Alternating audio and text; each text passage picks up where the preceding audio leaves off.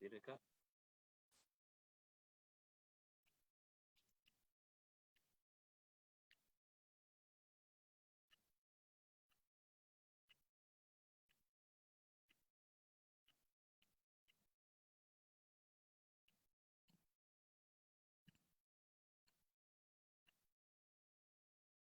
Boleh mula kita? Start dah lagi ya? Dah. Alhamdulillah. Boleh tak? Okey. Terima kasih. A'udzubillahi minasyaitonir rajim. Bismillahirrahmanirrahim. Alhamdulillahirabbil alamin wassalatu wassalamu ala asyrofil anbiya'i mursalin wa ala alihi wa sahbihi ajma'in. Allahumma shalli ala Muhammad wa ala ali Muhammad. Rabbi shrah li sadri wa yassir li amri wahlul 'uqdatam min lisani yafqahu qawli. Rabbi zidna ilma. Subhanaka la ilma lana illa ma 'allamtana innaka antal hakim.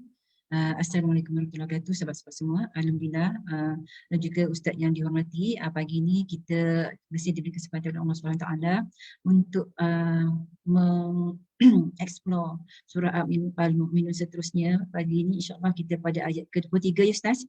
Betul. 23 kan, ayat 23, di mana pada ayat yang lepas tu, ayat 21, 22 dan juga 19-18 tu berkenaan dengan tumbuh-tumbuhan dan binatang ternakan yang manfaat untuk kita di bumi ni. InsyaAllah pagi ni Ustaz akan sambung pada kisah pada orang-orang yang terdahulu pula insyaAllah pagi ni.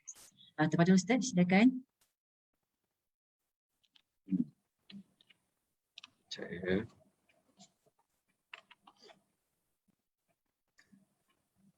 Assalamualaikum warahmatullahi wabarakatuh. Alhamdulillahi rabbil alamin. Wassalatu wassalamu ala asyrafil anbiya'i wal mursalin wa ala alihi wa sahbihi ajma'in. Asyhadu an la ilaha illallah wahdahu la syarika lah. وأشهد أن محمدا عبده ورسوله اللهم صل وسلم على نبينا محمد وعلى آله وصحبه ومن تبعهم بإحسان إلى يوم الدين أما بعد. Muslimin dan muslimat rahimani wa rahimakumullah. Alhamdulillah, pada hari yang berbahagia ini syukur kita kepada Allah Subhanahu wa taala. Allah masih lagi memberikan kita kesempatan, umur kita, masa, tenaga, kesihatan, waktu lapang dan tidak terkira banyaknya nikmat yang Allah beri kepada kita. Mari sama-sama kita manfaatkan, kita gunakan kesempatan yang Allah beri kepada kita untuk kita mendekatkan diri kita kepada Allah Subhanahu wa taala melalui kita berada dalam majlis ilmu. Majlis ilmu kita pada pagi ini, kita akan mentadabbur ayat-ayat yang terkandung di dalam surah Al-Mu'minun. Semoga pengisian kita pada pagi ini diberkati oleh Allah pada permulaan sehingga kepada penghujungnya. Begitu juga pertemuan kita sebelum daripada ini. Kita akan melanjutkan seperti mana yang telah dimaklumkan oleh Kak Syida sebentar tadi. Pada pagi ini kita akan memulakan ayat yang baru, iaitu ayat yang bermula daripada ayat nombor 23. Okay. Ayat 23 adalah ayat yang Allah Ta'ala membawa kita supaya kita mengimbau, kita mengenang, kita mengambil peringatan tentang kisah Nabi Allah Nuh alaihimussalatu wassalam. Sebelum saya teruskan, tuan-tuan masih ingat lagi pada permulaan. Sekejap ya, saya tengokkan nota dekat sekejap. Okey, kita tengok dekat pengenalan surah Al-Mu'minun. Kita nak tengok berapa kisah benar yang Allah Ta'ala letakkan di dalam surah Al-Mu'minun. Okey. Kejap ya. Pengenalan suratul Al-Mu'minun. Okey. Kalau tuan-tuan masih ingat, okey, pengenalan, okey, saya bukan yang ni. Kejap. Saya buka satu nota yang lain. Beri saya sedikit waktu. Ya, sedikit waktu untuk saya membuka pengenalan suratul Mu'minun. Kejap. Ya. Okey. Kejap. Saya kena buka Telegram, tempat simpanan nota. Ni tempat rahsia. Simpanan nota ya. Okey, kejap. Tuan-tuan, sebelum tu, tuan-tuan dan puan yang ikuti pengisian kita pada pagi ni, ada terima tak nota yang bertajuk himpunan surah-surah tentang Nabi Allah Nuh alaihi salatu wassalam? Ada terima tak? Ada Ustaz. Okey, saya kongsikan sekejap dekat ruangan chat link Google Drive, Drive Google, boleh dapatkan nota yang mula-mula pengenalan suratul Mu'minun sehinggalah pengisian pada pagi ni. Saya hantarkan sekejap dekat rakan-rakan kita di mana ni? Kejap. Okey, di FB pun ada. Okey ya, sekejap. Saya nak buka nota pengenalan bagi suratul Al-Mu'minun. Pengenalan suratul Al-Mu'minun. Okey, kejap ya. Bagi izin sikit waktu. Ustaz, video Ya, time. ya Kak. No Ya Kak. problem. Tak apa, Silakan, tak please, Kak. okay. Okey, kejap ya. Ya, tak apa. Sebab saya tengah kemas kini saya punya laptop tengah buat housekeeping. Tengah buat housekeeping ni tapi agak berterabur. Kejap ya. Pengenalan suratul Al-Mu'minun. Suratul Al-Mu'minun. Okey, dah jumpa. Alhamdulillah. Okey, begini. Okey, kita tengok semula. Satu ni. Okey, tengok kepada tajuk pengenalan dulu, suratul Mu'minun. Okey, nota tu ada nota yang pertama sekali dapat dulu. Okey, begini. Kita tengok dekat sinopsis dia, okey, supaya kita sebelum kita masuki ayat yang hendak kita bincangkan, elok kita buat review terlebih dahulu apa yang kita nak belajar pada hari ini, sasaran ayatnya kita berapa, supaya setiap minggu kita dapat belajar dengan berstruktur, ya, ada sistematik, ada continuity, ada kesinambungan dia. Okey, cara mudah dia, kita kena buka balik pada nota untuk yang pertama, iaitu pada nota pengenalan. Maknanya nota yang pertama sekali tuan dapat dulu tentang surah Al-Mu'minun. Okey.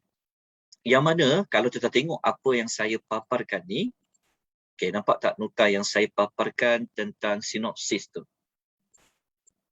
Okey, nampak tak? Saya kecilkan sikit lagi ya, sikit saja. Okey, nampak nota yang saya paparkan ni? Nampak Ustaz. Okey, nampak ya? Okey. Kita sebenarnya sedang berada pada kumpulan ayat ya. Kenapa kita kata kumpulan ayat?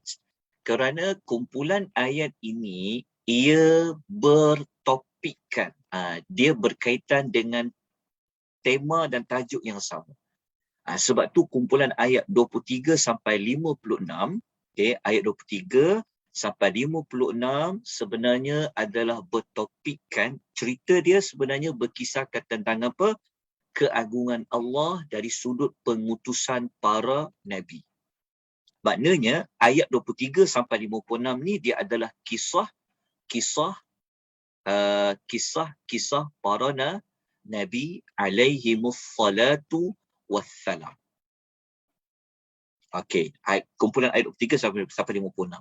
Maknanya apabila kita sebut kisah-kisah para nabi, kisah-kisah umat terdahulu ni bermakna bermula ayat 23 sampai 26 ni Allah nak menekankan kita dari sudut sejarah.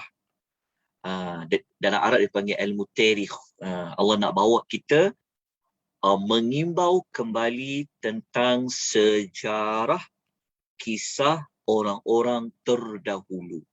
Kenapa Allah buat macam tu? Apa tujuan sebenarnya Allah meletakkan kisah-kisah ini di dalam suratul Al-Mu'minun? Mesti ada sebab. Kan? Mesti ada kaitan dengan tujuan suratul Al-Mu'minun. Okay, sebab tu saya kena paparkan nota yang pertama. Sebab nota yang kita nak rujuk bermula ayat 23 tu, dia tak ada carta seperti yang kita paparkan ni. Sebab tu kita kena rujuk nota yang lalu. Okey, kalau kita tengok, ada beberapa kisah Nabi, ada beberapa kisah umat yang Allah nak bawa kita dalam suratul Mu'minun. Kalau Kak Syida sebut tadi, Allah nak explore kita, nak bawa, mengimbau. Kerana dalam hidup kita ni, salah satu ilmu, salah satu perkara yang boleh mengukuhkan iman kita, yang boleh memberikan kesedaran kepada kita, bahkan boleh jadi motivasi kepada kita kalau kita dapat mengimbau, membaca kisah-kisah orang-orang terdahulu. Orang mukmin ni nak kuat spiritual dia juga kena kenang kisah-kisah orang-orang terdahulu.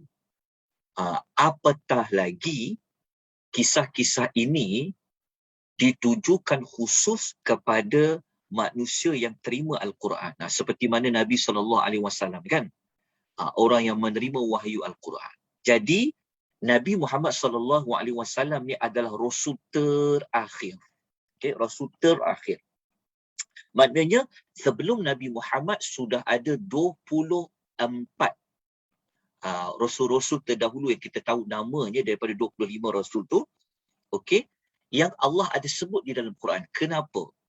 Kerana Allah Ta'ala nak motivate Rasul SAW dalam menyampaikan dakwah. Okey, tiru macam Nabi-Nabi terdahulu. Boleh kita katakan Nabi-Nabi yang terdahulu ni adalah senior bagi Rasulullah SAW. Jadi Rasulullah minta Nabi belajar. Nak sampaikan dakwah ni, jangan putus asa, jangan bersedih. Kuatkan semangat, kuatkan azam. Seperti mana senior-senior Nabi yang lain. Seperti mana? Seperti Nabi Isa alaihissalam, Nabi Musa dan Harun alaihissalam.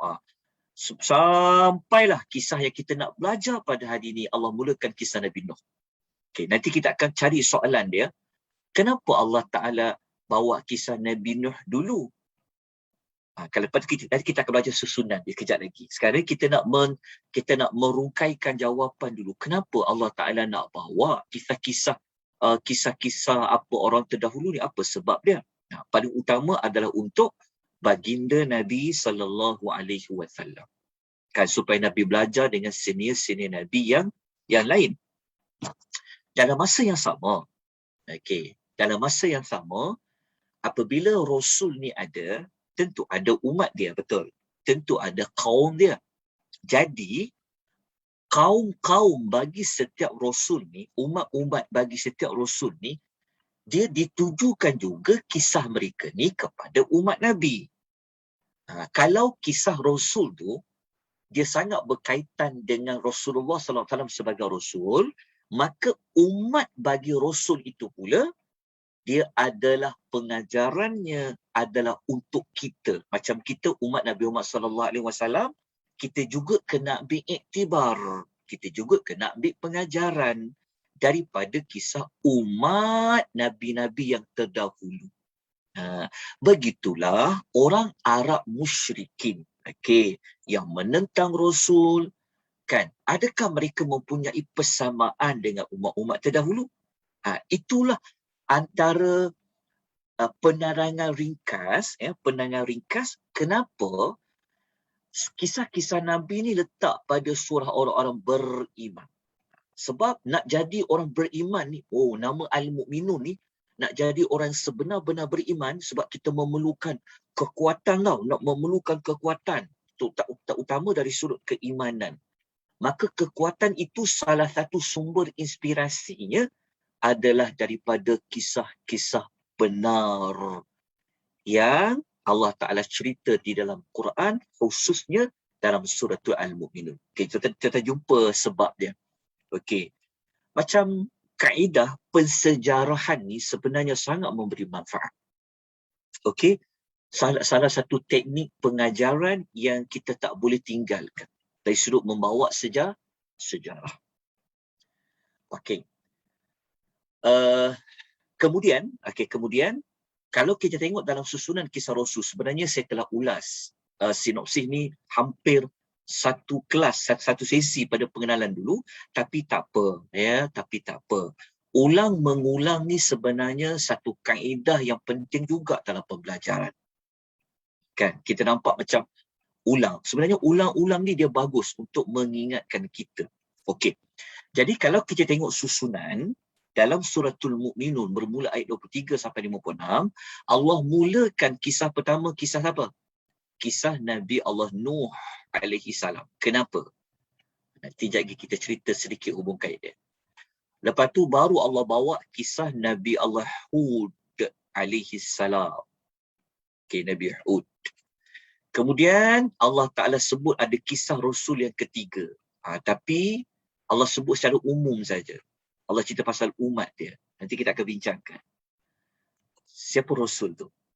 Okey, lepas tu yang keempat Allah bawa kisah Nabi Musa alaihi salam dan Nabi Harun alaihi salam. Okey, untuk motivate Rasulullah sallallahu alaihi wasallam dan juga kepada kita yang menjadi pendakwah, kan, yang dia memang terjun dalam bidang menasihati manusia, belajar daripada kisah-kisah Rasul ni. Walaupun kita bukan Rasul, tetapi kita semua ni adalah du'at. Kita semua ni adalah pendakwah. Kita semua ni adalah orang yang akan memberikan nasihat. Okey. Kemudian kisah keempat, kisah kelima dia bawa kisah Nabi Isa alaihi wassalatu wassalam. Tapi hanya ada pada satu ayat. Okey, ada 5 kisah. Kan? Daripada 5 kisah ni, kisah yang mula-mula Allah susun. Ingat ya, susunan ayat di dalam Al-Quran adalah wahyu. Kena ingat macam tu. Susunan ayat di dalam Al-Quran adalah wahyu. Bermakna susunan kisah-kisah ini adalah wahyu. Kalau dia wahyu, maka mesti ada alasan di sebalik itu. Mesti ada hikmah di sebalik itu yang kita kena cari. Okey, tapi secara umum tadi kita dah ceritalah. Secara umum kenapa Allah paparkan kisah Nabi-Nabi ni. Okey. Apa hubung kait kisah Nabi Allah Nuh alaihi salam Allah Ta'ala ceritakan dalam suratul Mu'minun? Okey. Kisah Nabi Nuh ni, dia bukan sekadar berada pada surah Al-Mu'minun sahaja ya. Sebab itu, saya ada kongsikan nota tajuk ni. Himpunan surah-surah Al-Quran tentang kisah Nabi Allah Nuh alaihi wassalatu wassalam. Kita akan rujuk juga nota ni. Cuma kita tak belajar secara terperinci lah kisah Nabi Allah Nuh tu. Cuma ada ayat-ayat yang kita akan silang rujuk dia. Jadi saya mohon jasa baik tentera perempuan supaya dapat merujuk kepada nota himpunan surah-surah Al-Quran tentang kisah Nabi Allah Nuh. Okey. Jelas? Okey ya. Okey. Kalau kita lihat ada berapa surah ni? Ada 3, 6, 9, ada 10 surah. Mungkin saya ada tertinggal surah-surah lain, tolong maklumkan ya. Tolong maklumkan. Jika ada surah lain yang saya tidak letakkan di dalam nota himpunan surah ni, maka tolong maklumkan kepada saya. Okey, mungkin saya, ialah manusia kan, ada kala saya terlepas pandang atau mungkin saya tak tahu. Mungkin saya tak jumpa. Jadi saya mohon yang sebaik kemampuan untuk bantu saya. Okey, sebab kita sama-sama nak dapat manfaat. Okey. Jadi salah satu surah apa? Suratul Al-Mu'minun yang sedang kita rujuk sekarang. So saya warnakan dia. Ini surah kita sedang rujuk sekarang. Al-Mu'minun. Okey. Jadi untuk cari jawapan kenapa Allah Ta'ala letak kisah kisah Nabi Allah Nuh dalam suratul Mu'minun, Kita tak boleh jawab hanya dalam surah Mukminun saja, sebab dalam surah lain pun ada. Okey, tetapi kita secara umum, okey, kita boleh lihat dari sudut ni. Dari sudut Nabi Allah Nuh memang rasul yang paling panjang umurnya, betul. Rasul yang paling lama berdakwah. Kan? Tetapi kenapa kisah tu duduk dalam surah-surah lain? Ni kita kena cari jawapan lah. Kenapa kisah Nuh duduk surah Al-Qamar, Nuh, Al-A'raf. Itu semua ada jawapan. Itu dipanggil munasabahnya peletakan kisah Nuh dalam surah-surah ini. Seperti mana kalau tuan-tuan ada ikuti kisah kronologi kisah Nabi Musa, sedikit sebanyak tuan-tuan dah dapat belajar dah. Kenapa kisah Nabi ni berada dalam kisah surah sekian, tak ada dalam surah sekian. Itu ada jawapan juga sebenarnya. Sebab Allah yang susun kisah-kisah ni. Tetapi untuk maklumat kita pada pagi ni, kita ambil hubung kait dia. Kenapa Allah letak kisah Nabi Allah Nuh merupakan cerita yang pertama daripada cerita-cerita Nabi-Nabi yang lain. Okey, Nabi Allah Nuh. Okey. Ini ayat 23 kan? Okey, sekarang saya minta tuan-tuan tengok nota yang minggu lepas. Tengok nota ayat nombor 21-22. Tengok kembali nota ayat 21-22 minggu lepas. Sebab kita nak belajar sekarang ayat 23. Okey, ayat 23. Ayat 23 ni dekat dengan ayat apa? Ayat paling hampir 23 apa? Tentu ayat 24 ataupun ayat sebelum kan. Jadi kita nak tengok ayat sebelum dia. Supaya kita dapat jawapan. Kenapa Allah tak susun kisah Nabi lain dulu? Nabi Musa ke, Nabi Harun ke kan? Sedangkan penting juga Rasul tu. Ini kita antara hikmah dia. Kita nak mendapati dia punya hubung kait susunan. Okey. Waktu kita belajar ayat 21 sampai ayat nombor 22. Saya mohon maaf tuan-tuan ni sebab kita akan buat sila rujuk nota sikit. Ya, kejap nota ayat 21, kejap nota pengenalan, kejap nota himpunan kisah. Ini cara kita belajar. Jadi siapa yang ada nota ni dia boleh print, dia susun, dia compile, nanti senang dia nak rujuk. Ya, insya-Allah. Cuma saya bagi nota tu sedikit demi sedikit lah. Siri by siri. InsyaAllah nanti kalau dah habis semua tu tercompile lah. Sekadar untuk maklumat rujukan. Bukanlah selengkap mana, bukanlah seperinci mana. Okey, kita tengok ayat 21 sampai ayat nombor 22. Okey, mudah dia. Okey, waktu kita baca ayat 21 sampai 22, okey, tuan-tuan masih ingat lagi tak? Masih ingat di mana tau? Dia baca ni. Cara dia macam mana? Okey. Waktu kita belajar ayat nombor 22, Allah Ta'ala sebut apa tentang ayat 22 ni.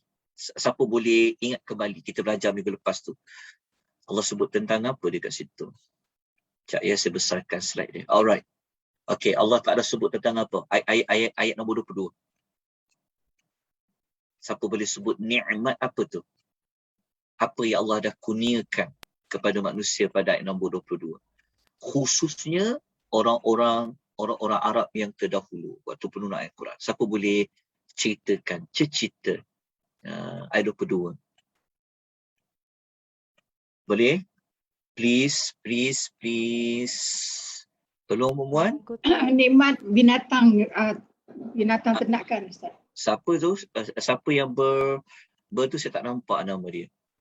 Siapa? Puan apa? Puan Cik Cik Nyonya. Nyonya. Nama macam Cik Nyonya. Saya panggil Puan Cik Nyonya. Rasa macam pernah jumpa ke? Saya dah tak ingat nama. Betul. Kadang duk panggil Puan.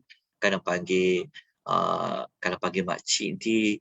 Panggil makcik tak apa. Makcik tak apa ke makcik? Ke saya nak panggil kak ni? Ibu Nyonya. Ibu Nyonya. Okey. Ibu Nyonya jawab apa tadi tu? Ayat 22 tu? Nikmat binatang ternakan. Binatang lah. Okey, nikmat binatang ternakan. Okey, betul. Boleh perincikan sikit lagi tak? Binatang ternakan tu nikmatnya apa? Apa yang Allah sebagai makanan juga dan juga sebagai kenderaan. Okey, sebagai kenderaan. Okey, betul. Untuk ayat nombor 22 tu sebagai pengangkutan kenderaan kan? Ya. Okey, tapi ada satu lagi ayat 22 tu, kenderaan. Kenderaan di mana? Kalau binatang-binatang ternakan, okey, di Ya. atas belakang tu maksudnya Di atas darat. belakang tu maksudnya pengangkutan di darat. Ya. Lepas tu ada satu lagi pengangkutan dekat ayat 22 tu. Itu dia apa bahtera. Wa 'alal fulki tu Fulki. dia adalah bahtera kapal-kapal. So jadi dia dekat ayat 22 ni, tulis kat situ. Ayat 22 ni adalah nikmat pengangkutan, transportation. Ada dua jenis pengangkutan tu. Pengangkutan di darat dan pengangkutan di laut. Okey, di darat tu binatang ternakan seperti apa? Tentulah macam kuda ke, betul tak? Unta ke, betul. Okey. Lepas tu ayat apa dua? Pengangkutan di atas lautan kan? Kapal-kapal. Okey, dah jelas? Dah jelas Okey. Lepas ayat 22 ni, ayat 23 kan? Ayat 23 kisah apa? Kisah Nabi Nuh. kisah Nabi Nuh. Nabi Nuh ni kisah dia sangat dekat dengan pengangkutan apa? Bahtera. Kapal, bahtera. Bahtera kapal. Nampak tak perkaitan dia? Perkaitan dia waktu ayat 22. Okay, Allah Ta'ala bagi tahu, Allah Ta'ala sedarkan orang yang ketika turun ayat Quran tu, kamu dapat banyak nikmat daripada haiwan ternakan tu kan. Kamu boleh tunggang binatang haiwan ternakan tu. Lepas tu kamu nak bergerak di atas lautan, kamu ada kapal-kapal. Lepas tu kenapa Allah buat kisah Nabi Nuh? Boleh tak katakan? Terus Allah buat kisah Nabi Nuh ayat 23. Dia ada perkaitan dengan dekat sini. Ni, dekat kapal-kapal. Jadi cara Allah nak sedarkan lagi betapa besarnya pusi kapal ni, kan? Allah Ta'ala bawa terus kisah Nabi Nuh, diletakkan lepas dia. Sebab kisah Nabi Nuh sangat terkenal. Tak boleh dipisahkan dengan apa? Dengan kapal yang sangat besar, fulki kan? Bahtera. Okey. Lepas tu, dia bukan sebenarnya sebagai kisah kapal saja. Tetapi dia dikaitkan juga dengan kisah asal usul kapal. Faham tak maksudnya? Maksudnya kalau kita cari sejarah kan, kita belajar sejarah, di zaman siapakah mula-mula yang ada dikaitkan kisah kapal? Pada zaman siapa?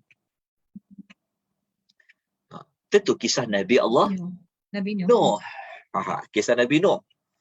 Okey. Jadi kisah Nabi Nuh ni Allah Ta'ala sebut sejurus selepas ayat 22 kerana dia nak mengkaitkan tentang kapal-kapal yang digunakan untuk mengangkut. Sebab tuan-tuan kena ingat bahawa kisah Nabi Allah Nuh ni, kita jangan hanya sekadar melihat kepada azab yang Allah beri kepada umat Nabi Nuh saja. Okay, jelas. Kita tidaklah hanya melihat kisah Nabi Allah Nuh ini hanya dikaitkan dengan kisah dakwahnya yang lama, hampir dekat 1000 tahun, 950 tahun. Bukan itu saja.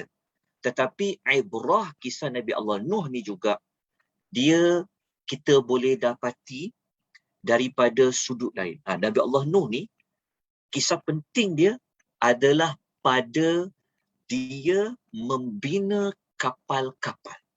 Nanti kita akan jumpa ayat dia kan. Ayat dia tu memang sangat tepat sebab sebelum ni Allah cerita kamu jalan naik kapal kan. Kamu boleh mengangkut, kamu boleh berada di atas kapal. Tapi Allah untuk kenangkan lagi, nak bagi manusia ni kenanglah jasa baik Allah Ta'ala tu. Sebab macam mana orang boleh buat kapal? Rupa-rupanya ada pada kisah Nabi Allah tu. Sebab tu nanti kita akan jumpa ayat dalam surah Al-Mu'minun ini, Allah Ta'ala cerita tentang siapa yang ajar Nabi Allah Nuh membina kapal. Rupa-rupanya idea bina kapal semuanya ada pada zaman Nabi Nuh. Tapi Nabi Nuh bina kapal tu bukan dia bina. Tapi dia hanya mengikut perintah dari Allah Azza wa Jalla. Tuan-tuan, kisah Nabi Allah Nuh ni kita boleh rujuk di dalam pelbagai pengajaran. Jelas kat situ. Jadi Allah nak ingatkan dia kita nak bagi kenang jasa baik orang kan. Macam kita kena bawa dia kepada asal usul sumber yang paling utama sekali kan. Sumber asalnya semuanya Allah. Nak cerita bahawa semua kapal-kapal tu ia daripada Allah. Maka Allah bawa kisah manusia yang pertama yang dalam sejarah hidup manusia, dia adalah orang yang membina kapal. Macam mana Nabi Allah Nuh bina? Dia bukan tukang buat kapal. Dia adalah Rasul. Jawapannya adalah Allah. Dia di kisah Nabi Allah Nuh ni, dalam masa yang sama dia nak menekankan tentang sumber nikmat asal usul pengangkutan yang ada di lautan. Dia kalau kita faham cerita tu, kita boleh hubung kait dengan ayat 22, kita akan rasa lagi nikmat Tuhan tu. Betul tak?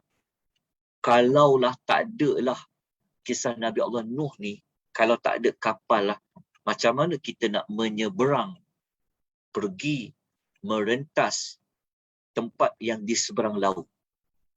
Kan, kisah kapal terbang tu, itu isu yang belum jumpa lagi, betul tak? Zaman dulu, mereka nak rentas laut. So macam mana? Allah jadikan kisah Nabi Allah Nuh ni. Dalam masa yang sama tuan-puan ya, kisah Nabi Allah Nuh ni juga, dia ada kaitan dengan zuriat manusia. Kita ada belajar dulu, ingat tak? Dalam Suratul Mu'minun, kita belajar dekat ayat yang awal-awal, ya Allah Ta'ala cerita tentang diciptakan manusia kan? Nabi Allah Nuh ni, dia adalah bapa manusia yang kedua selepas kisah Nabi Allah Adam alaihimussalatu wassalam. Itu kita kena ambil. Jadi, apabila kita ingat kisah Nabi Allah Nuh, kita, ialah ada setengah orang, dia hanya teringat pada kapal tu betul. Tapi dekat kapal tu apa? Dia terlupa nak membincangkan tentang macam mana dia boleh buat kapal yang besar, macam mana dia boleh angkut haiwan-haiwan ya. Jadi Al-Mu'minun ni ada nanti Allah Ta'ala cerita asal usul. Siapa engineer dia? Siapakah yang telah membuat blueprint? Macam mana nak buat kapal tu? Jawapannya adalah Allah. Jelas. Nampak tak susunan dia? Sebersedikitlah yang mampu saya terangkan kenapa kisah Nabi Allah Nuh ni duduk di permulaan ayat 22. Ilmu seperti inilah sebenarnya yang dalam kajian saya tengah belajar, iaitu mencari kemunashabahan. Tapi bukan kisah Nabi Nuh, kisah Nabi lain dalam ayat Quran. Okey.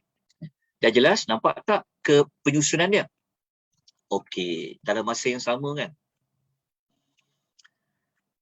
Hebatnya, ciptaan Allah Ta'ala macam binatang-binatang ternak kan? Dia boleh jadi apa? Sebagai pengangkutan. Okey, kalau kita masih ingat lagi kan? Okey, kita nak ulang sikit supaya kita masuk deep nanti dekat kisah Nabi Allah Nuh ni. Okey, tuan-tuan dan perempuan.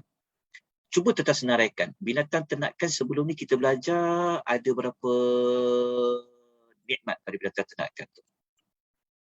Masih ingat tak binatang ternakan tu sebagai apa? Sebelum kita masuk kisah Nabi Allah Nuh. Dia ada 4. Ada 4 Kak. Masya Allah. Sebutkan pertama apa Kak? Minuman. Alright. Yang pertama minuman. Alright. Lepas tu yang kedua? Pakaian. Yang kedua adalah pakaian. Okey, pakaian tu duduk dekat faedah-faedah yang umum lah. Ya, faedah yang umum. Alright, okey. Nombor 3? Sumber makanan. Okey, betul. Makanan. Nombor 4? Sumber pengangkutan. Sumber pengangkutan kenderaan. Okey, saya nak tanya tuan-tuan dan perempuan. Tuan-tuan dan perempuan pakai kereta apa? Tuan-tuan pakai kereta BMW. Saya tahulah masa apa dekat BMW tu. Alhamdulillah, nikmat kan. Kenderaan kita boleh naik je kan? Tapi boleh makan tak kenderaan kita? Hebat tak Allah Ta'ala cipta kenderaan dulu kan? Bayangkan, Allah Ta'ala cipta unta sebagai kenderaan. Kan? Tapi kenderaan dulu boleh makan tau. Boleh makan daging dia. Kalau kereta kita dah tak boleh pakai, jual je dekat besi buruk kan. Nampak tak ciptaan kenderaan Allah? Tengok dekat sini lah. Kan? Kalau kita rasa nak susu dia, boleh dapat susu. Kita keluar duit kepada kereta tu kan. Letak minyak lah apa kan. Tapi kenderaan Allah jadi binatang ternakan dia, Masya Allah. Boleh kadang-kadang nak minum susu dia, perah dekat binatang tu. Kadang-kadang kita nak makan daging dia, boleh makan. Lepas tu boleh buat apa? Boleh ambil. Kan? Lepas tu boleh jadikan sebagai kenderaan. Okey, itu sekadar selingan untuk menambahkan rasa cinta, rasa Allah Ta'ala ni banyak sahabat nikmat. Kenapa saya sebut macam tu? Kerana sekejap lagi dalam ucapan Nabi Allah Nuh ni, dia ada cakap satu benda yang sangat utama dekat kaum dia. Yang dia cakap tu, dia ada kaitan dengan nikmat yang kita belajar. InsyaAllah, kejap lagi kita akan ulas dia. Okey, jom. Bukan sekejap lagi lah, kita masuk terus. Kisah Nabi Allah Nuh alaihi wassalatu wassalam. Okey, tengok nota yang kisah Nabi Allah Nuh. Dalam masa yang sama, buka nota himpunan kisah ni, kita akan buat sirang rujuk. Okey, perlahan kita belajar. Okey, kita buka kisah Nabi Allah Nuh. Okey. Dengar suara satu tu, nanti boleh kontrol ya. Okey. Okey, kita tengok kisah Nabi Allah Nuh alaihi wassalatu wassalam. Okey, ayat 23. A'udzu billahi minasyaitonir rajim. Walaqad arsalna Nuhan ila qaumih. Faqala, sesungguhnya kami telah mengutuskan Nabi Nuh kepada kaumnya. Okey, kaumnya tidak ada nama spesifik. Okey, nah memang dia sebut kaum Nabi Nuh, kaum Nabi Allah Nuh. Okey, faqala ya qaum, lalu dia berkata, ya qaum, wahai kaumku. Dia kata apa? Ya qaumi ibudullah. Dia kata sembahlah Allah. Maknanya apa? Tauhidkanlah Allah.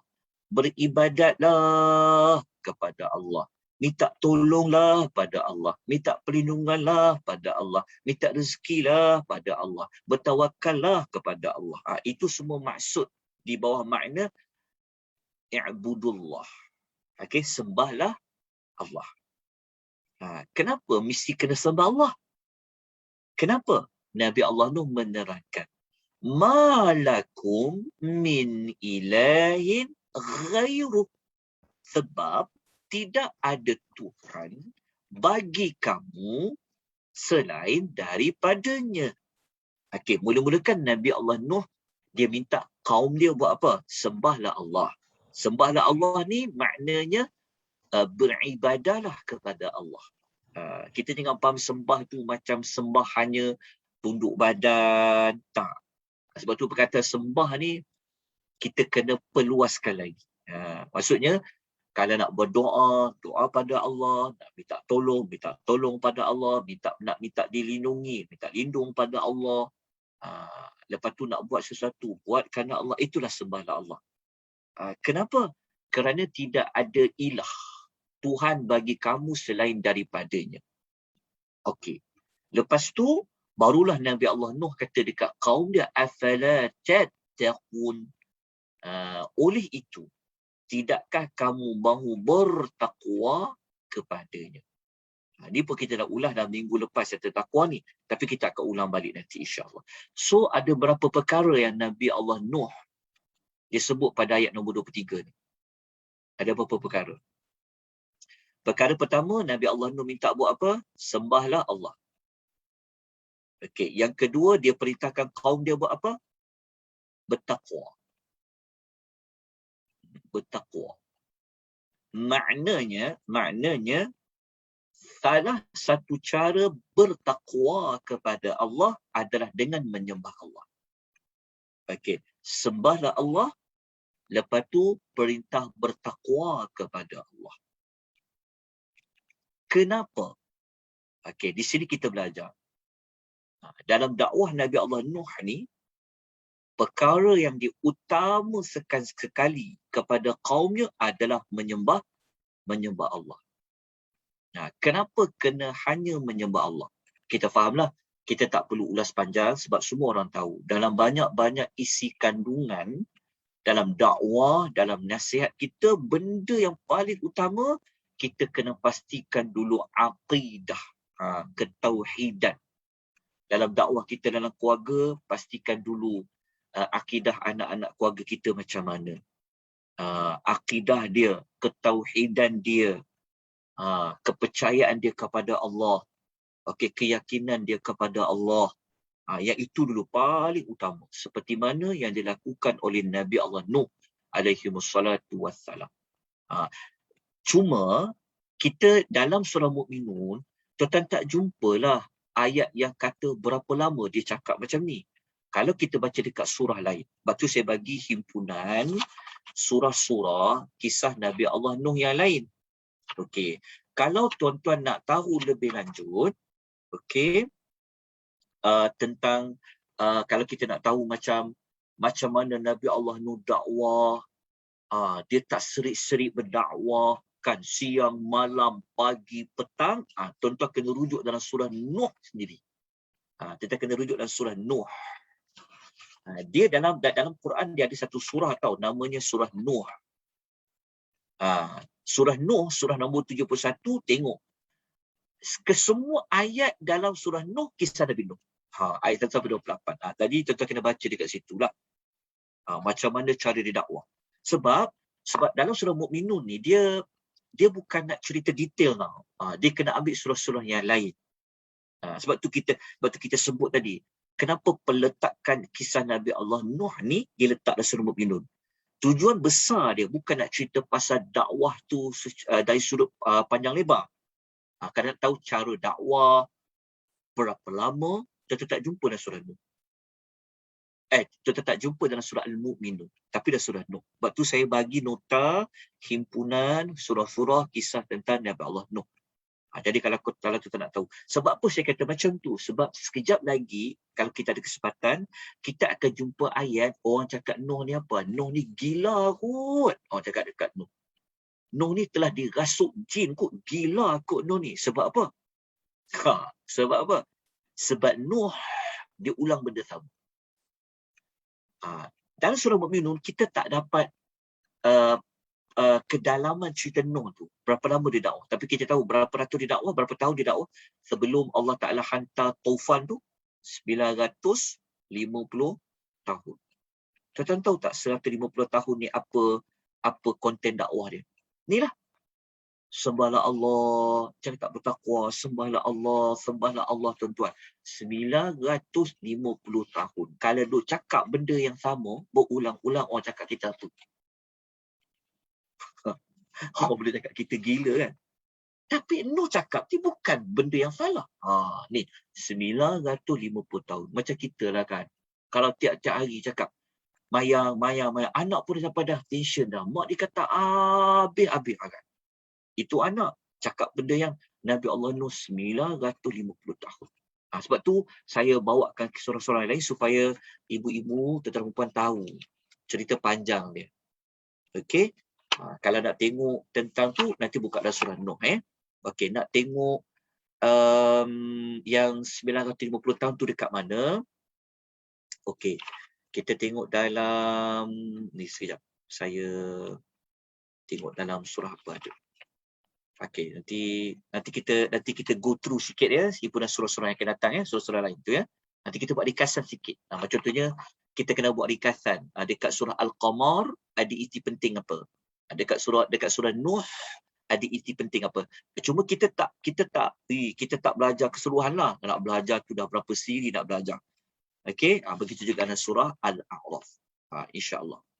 Okey, dah dapat maklumat awal di sini. Okey. Sebelum kita teruskan kepada ayat ini secara langsung, okey. Apa perkaitan juga kenapa Nuh ni dia cakap sembahlah Allah. tidak ada Tuhan bagi kamu selain daripada Allah.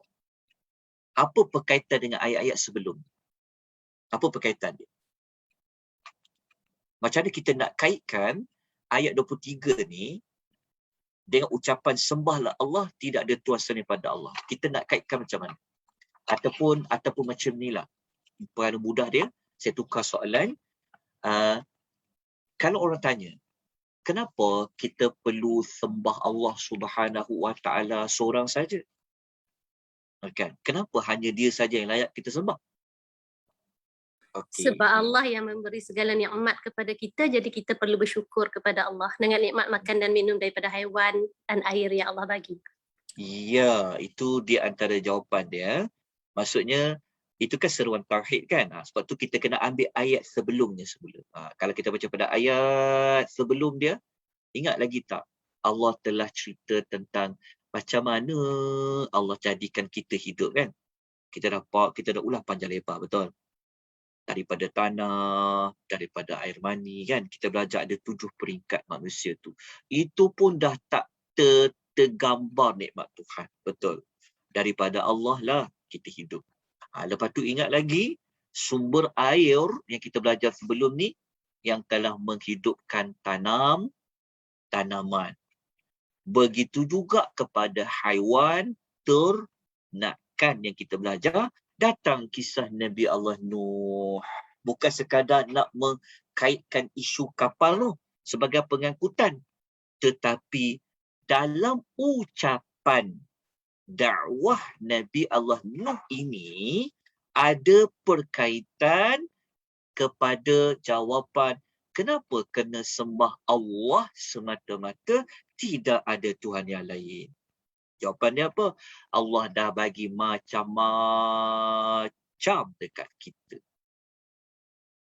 Yang macam-macam itulah yang kita, kalau ada orang dakwa Tuhan tu adalah Tuhan lain pada Allah, tak ada satu pun yang beri macam-macam pada macam Allah Ta'ala tu.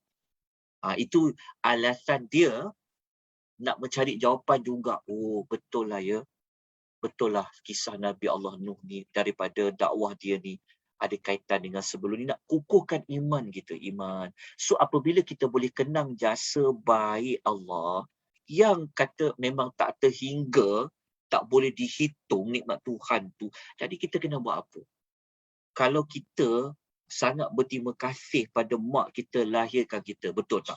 3 kali ganda kan? Your mother, your mother, your mother kan? Kemudian baru ayah kita kan, yang mengandungkan, yang melahirkan, yang membesarkan, menyusukan, betul tak? Kan kita akan jaga hati, betul tak? Mak kita suruh cepat-cepat kita bertindak, tak boleh tangguh kan? Tapi pernah tak kita memberikan reaksi yang lebih baik apabila kita dengan Allah? Kan? Kita kalau mak kita panggil kita tak menyahut, mungkin kita panggil, kalau kita lambat-lambat mak kita kecil hati. Tapi apabila Allah menyahut kita, hayya 'alas solah, marilah sembahyang. Kita buat bermain aja. Berat nak menyahut. Betul tak? Kita ada kaitan dengan orang yang memelihara salat dia. Jadi kenallah jasa baik Allah. Yang memang kita kata memang tak tahu nak cakap dengan perkataan berapa banyak nikmat yang Allah berikan. Sebab itulah Allah paparkan pada ayat 23 kisah Nabi Allah Nuh, dakwah dia tentang apa? Tauhid kalau Allah. Isa kalau Allah. Tidak ada Tuhan lain selain daripada Allah. Kemudian kita pergi, kita dapat buat catatan hubung kait dengan cerita sebelumnya. Supaya apabila kita masuk ayat baru, bukan bermakna ayat sebelumnya tak ada perkaitan. Dia ada perkaitan di antara satu sama lain. Kita terus pergi kepada yang takwa ni. Minggu lepas kita dah ulas sedikit, tapi kita ulang sikit lagi. Lepas tu Nabi Allah Nuh pesan kepada kaum dia, tidakkah kamu mahu bertakwa kepadanya? Apa makna ucapan tidakkah kamu mahu bertakwa kepadanya? Maknanya, apakah kamu tidak merasa takut kepada Allah dengan tindakan kamu menyekutukan Allah? Ini kita telah ulas pada minggu lepas. Seperti mana kata Ibnu Katsir, perkataan takwa itu dia dikaitkan juga dengan perasaan terlebih dahulu. Dia bisa ada perasaan terlebih dahulu, iaitu merasa takut. Jadi Nabi Allah Nuh kata, kamu tak rasa takut ke dengan kamu mensyirikkan Allah? Maksudnya, afala tattaqun, tidakkah kamu mahu bertakwa? Perkataan takwa ni dia umum. Okey, tapi kita nak jelaskan lagi, takwa ni, maksudnya kalau orang kata, jom kita jadi orang bertakwa, maknanya apa? Jom kita menjadi orang yang ada perasaan takut. Macam tu. Tapi bukan sekadar perasaan saja. Bukan sekadar perasaan, tetapi perasaan tu perlu wujud. Okey. Daripada kita ada perasaan takut kepada Allah, itu yang nanti akan menghasilkan tindakan apa nak diambil akibat rasa takut tersebut. Jadi takwa ni dia melibatkan perasaan, dia juga melibatkan perbuatan. Dia tak cukup dengan perasaan saja. Dia tak cukup hanya takut. Tapi tak berusaha untuk mencari jalan macam mana nak hilangkan takut tu. Apa yang ditakuti itu. Jadi takwa ni ada, takwa ni perasaan dan juga perbuatan. Walaupun kita tak jumpa ulasan seperti itu pada ucapan Nabi Nuh, tapi ucapan itu sudah cukup dengan apakah kamu tidak mahu bertakwa. Maknanya kalau kaum Nabi Allah Nuh boleh duakan Tuhan, boleh tigakan Tuhan, perbuatan itu sebenarnya adalah perbuatan orang yang tidak takut kepada Allah. Jelas? Jadi kalau kita takut kepada Allah, maka jangan duakan Tuhan, jangan tigakan Tuhan. Bahasa kita mensyirikkan Tuhan. Okey, jelas terlebih dahulu. Fahamkan dulu ayat nombor 23 ni. Okey, tapi tak habis lagi. Kita nak kupas tentang apa makna takwa. Ni kita telah ulas juga pada minggu lepas. Okey. Sebab selalu diguna perkataan takwa.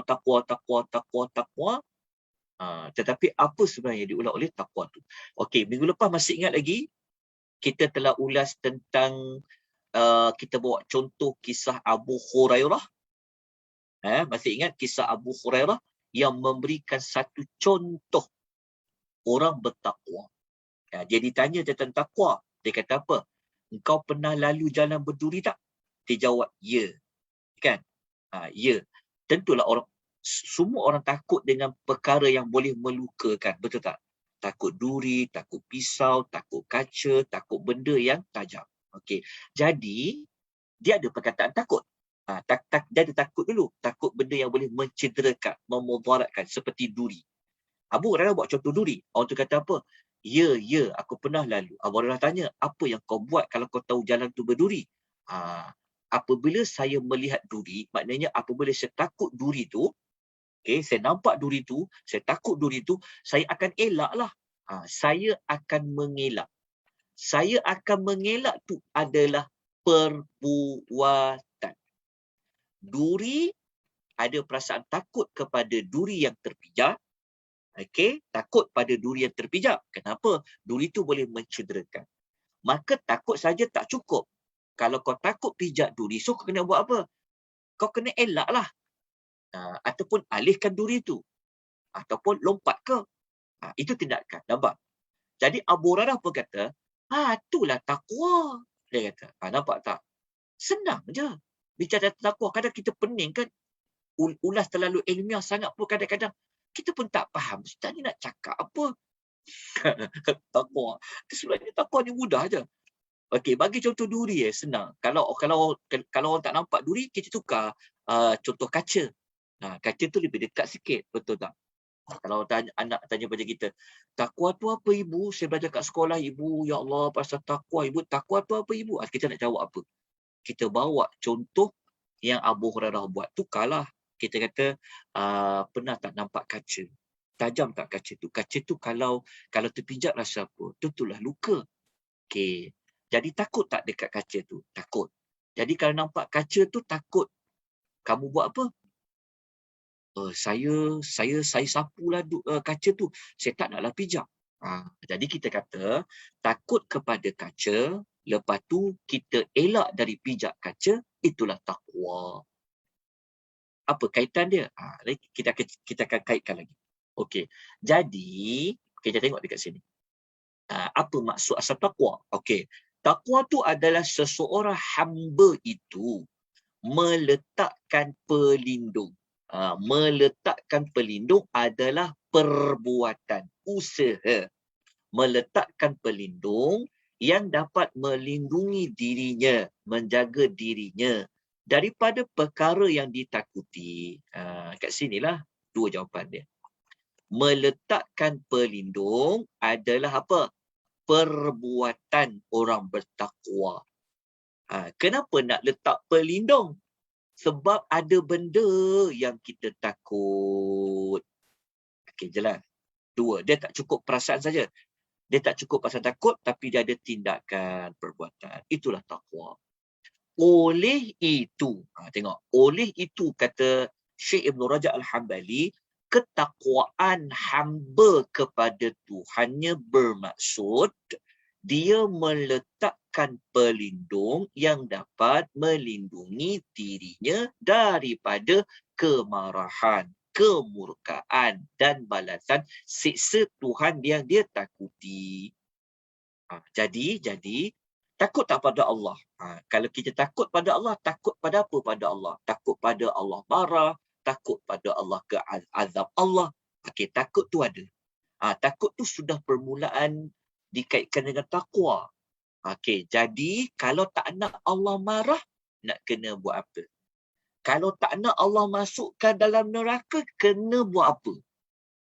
Jawapan dia adalah caranya ialah buatlah ketaatan kepada Tuhannya. Kemudian jauhi larangannya. Jelas? Sebab itu takwa dia dikaitkan dengan perasaan takut kepada Allah. Takut tentang apa pada Allah tu? Takut Allah murka, takut Allah masuk ke dalam neraka. Sebab apa? Kalau Allah bagi azab Allah tu pedih sangat. Macam tu. Jadi takut tak pada Allah tu? Takut pada azab Allah, pada kemurkaan Allah. Kan? Jadi apa cara nak elakkan Allah murka? Caranya, buat apa yang Allah suruh, tinggal apa yang Allah larang. Buat apa yang Allah suruh, tinggalkan apa yang Allah larang ni, ini adalah cara bertakwa. Kenapa kau buat apa yang Allah suruh? Jauhi apa yang Allah larang. Sebab saya ada perasaan takut kepada Allah. Itulah takwa. Jelas dah? Jelas Ustaz. Jelas sangat-sangat Ustaz. Kalau Analogi dia jelas, simple je. dia simple je. Okey. Itulah. Lepas tu kenapa Nabi Allah Nuh cakap? Jadi kita kaitkan kisah Nabi Allah Nuh. Dia kata, tidakkah kamu mahu bertakwa kepada Allah? Okey. Kaum Nabi Allah Nuh, apa yang dia telah buat, okey, apa yang telah dia buat sehingga boleh mengundang kemurkaan Allah. Apa kaum Nabi Allah Nuh buat? Kita baca ayat ni kita tak jumpa lah. Tapi kalau kita baca ayat lain, sudah pastilah mereka menyembah patung-patung. Okey? Sebab tu sejarah, wallahu a'lam, kalau kita baca dalam kitab-kitab yang membahaskan kisah para Nabi macam ulasan Ibnu Kathir, ya, dalam buku Qasasul Anbiya ke, kan, ada kitab tafsir Ibnu Kathir ke, sejarah permulaan adanya kesyirikan di muka bumi ini bermula pada umat Nabi Allah Nuh. Pada zaman Nabi Allah Adam, tak ada cerita mereka menyembah patung-patung. Yang ada kisah pembunuhan saja. Betul. Nabi Allah Nuh, permulaan dia. Dan kita tahu dalam sejarah, Nabi Allah Nuh, dia datang selepas Nabi Allah Adam alaihimussalatu wassalam. Jadi sudah pastilah Allah hantar Rasul. Okey, jadi macam Nabi Allah Nuh ni, kaum dia telah membuat kesyirikan. Okey. Jadi perbuatan apakah yang boleh membawa kepada azab Allah? Perbuatan mensyirikkan Allah. Okey. Jadi kamu takut tak kalau Allah azab? Takut kalau Allah azab. So kalau Allah azab kau takut, apa usaha dia mengelak daripada takut? Tinggalkan kesyirikan. Tinggalkan. Berhenti. Tinggalkan. Kalau tinggalkan, kalau berhenti, dia masuk dalam bab taubat lah. Okey. Okey je lah. Tinggalkan. Berhenti. Sebab tu nanti kita akan tengok. Ya, kesan-kesan kalau berhenti, Allah bagi apa? Itu yang ada banyak ayat-ayat pasal rezeki. Jadi kita akan belajar lah. Okey, faham tak maksudnya? Jadi, Nabi Allah Nuh, dia cakap dekat kaum dia apa? Korang tak takut ke pada azab Allah dengan korang menyembah Tuhan lain selain Allah? Okey. Faham tak? Dalam masa yang sama, dia akan membawa makna apa? Kalau kamu tukar cara tu, maksudnya kalau kamu tinggalkan perbuatan syirik tu, okey, maknanya kamu taklah diazab oleh Allah. Itulah takwa. Okey, tidakkah kamu mahu bertakwa kepadanya? Okey, selesai ya? Okey, cukup. Kita tak perlu ulas panjang lebar. Panjang juga saya ulas ni. Moga-moga dapat membantu memahami tentang takwa. Okey. Kalau ada tempat tu nama restoran takwa, okey, dia jual benda tak halal, dia bukan takwa namanya. Faham kan? Okey. Jom kita pergi ulas sedikit lagi maklumat. Ada maklumat tambah dekat situ. Ni kita tambah sikitlah. Ya, kita dah belajar tentang takwa. Okey, begini. Dalam Quran, okey, cara Allah kaitkan dengan takwa ni ada dua pendekatan. Dua pendekatan tu maknanya pertama, kadang-kadang Allah kaitkan perkataan takwa dengan Allah. Maksud dia apa? Dia kata Ibn Rajab, dia kata wataratan tudafu taqwa ila ismillahi azza wa jalla. Maksud dia macam ni. Cuba kita tengok macam ayat ni, ayat mudah dia macam ni. Bertakwalah kepada Allah. Dia ada macam ni. Perkataan takwa, lepas tu sebut nama Allah. Ni, cara pertama, dia ada perkataan takwa, lepas sebut perkataan takwa, dia ada sebut nama Allah. Macam, wattaqullah. Wattaqullah. Bertakwa kepada Allah. Itu cara pertama. Kadang-kadang, Allah tak sebut bertakwa kepada Allah. Tapi Allah menyebutkan bertakwa kepada azab Allah. Cara kedua, tengok. Cara kedua dikatakan wataratan tudafu taqwa ila iqabillahi wa ila makanihi kannari au ila zamanihi kayaumil qiyamati. Okey. Ada kala takwa dikaitkan dengan azab Allah Subhanahu wa taala atau dengan tempat dikenakan azab seperti neraka ataupun masa berlaku azab seperti hari kiamat. Kedok pehe.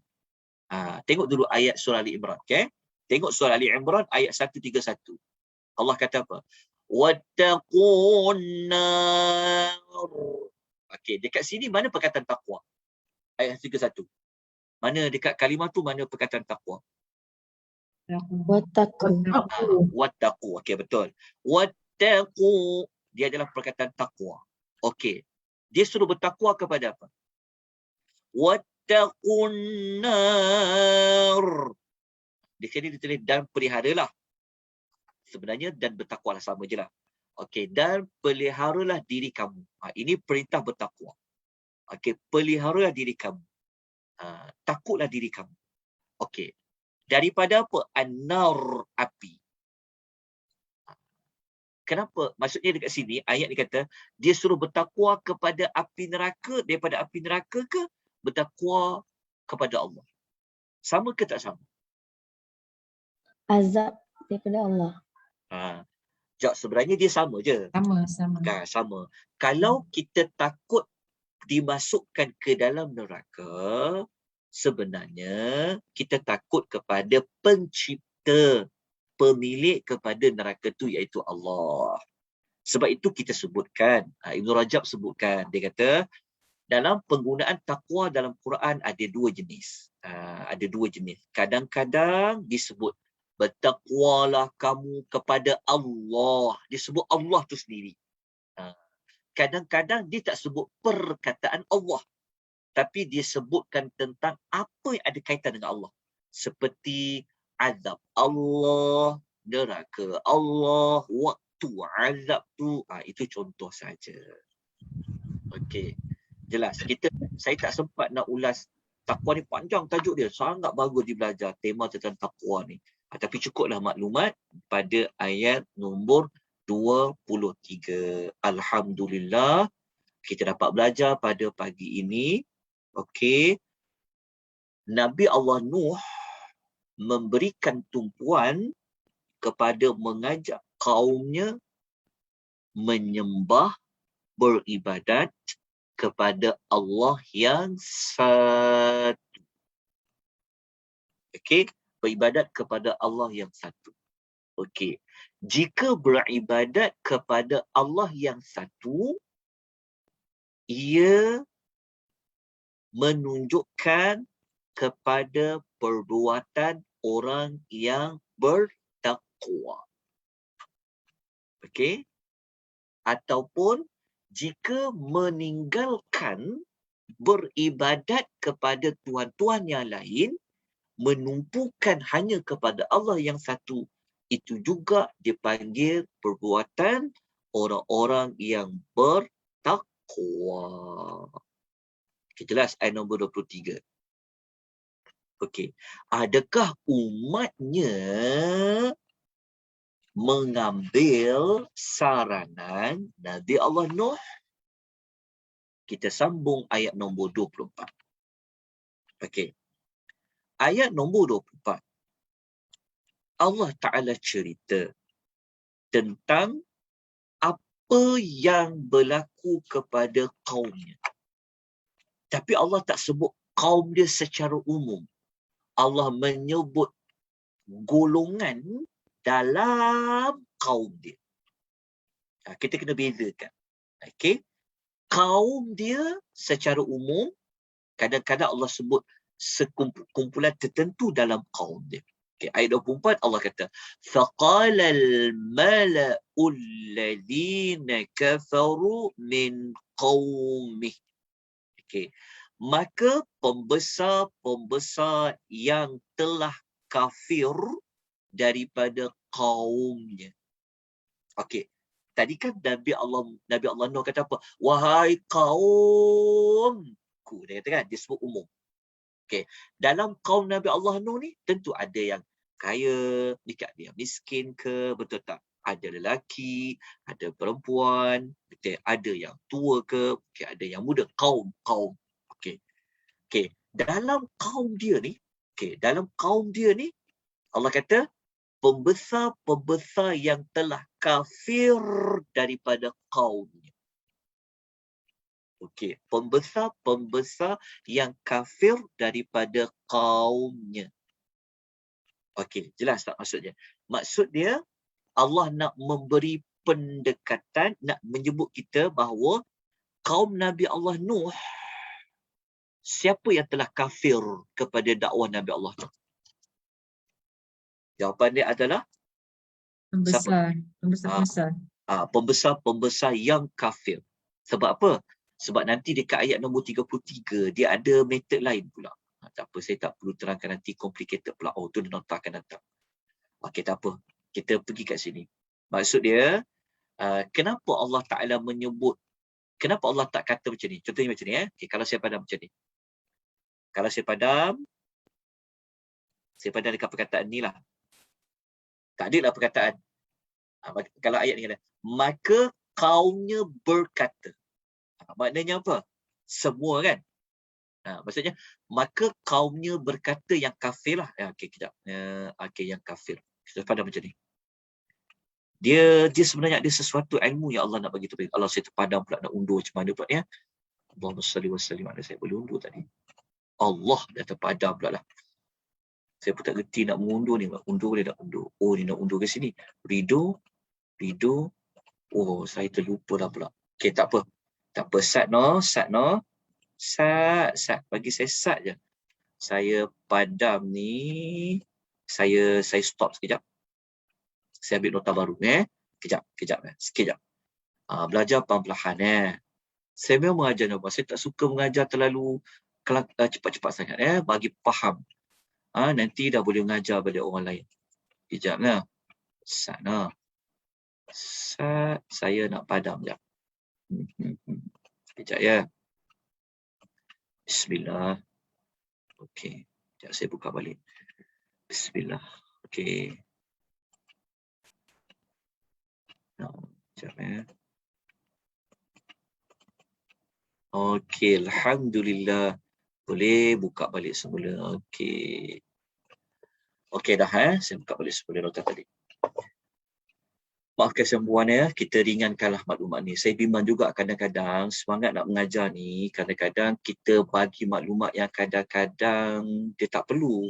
Bukan tak perlu, tapi pada yang mengikuti tu, sian makcik-makcik ni. Faham tak? Apa ustaz tersebut? Nak cakap tak faham, malu. Betul tak? Lah, betul-betul kadang-kadang betul-betul tau. Saya faham sangat. Saya ni kalau mengajar, saya kena berada di tempat anak murid. Tak faham tak maksud saya? Betul. Kadang-kadang dia ni hormat, orang Melayu ni sangat hormat kat guru dia. Betul tak? Tapi balik tu aku belajar gini? Ya Allah, letihnya lah belajar gini. Contoh. Tapi dia sabar, dia belajar. Teruskanlah belajar. Akan bagus. Itu satu tindakan baik. Tapi boleh PM Ustaz tu cakap, Ustaz, kau nak cakap ni, Ustaz jangan kecil hati no. Contoh, kena cakap lah. Okey. Kadang-kadang ustaz-ustaz yang mengajar perempuan ni, diorang ni banyak sangat ilmu. Tapi maklumat tu disampaikan sesuai ke tak sesuai ketika itu. Itu isu dia.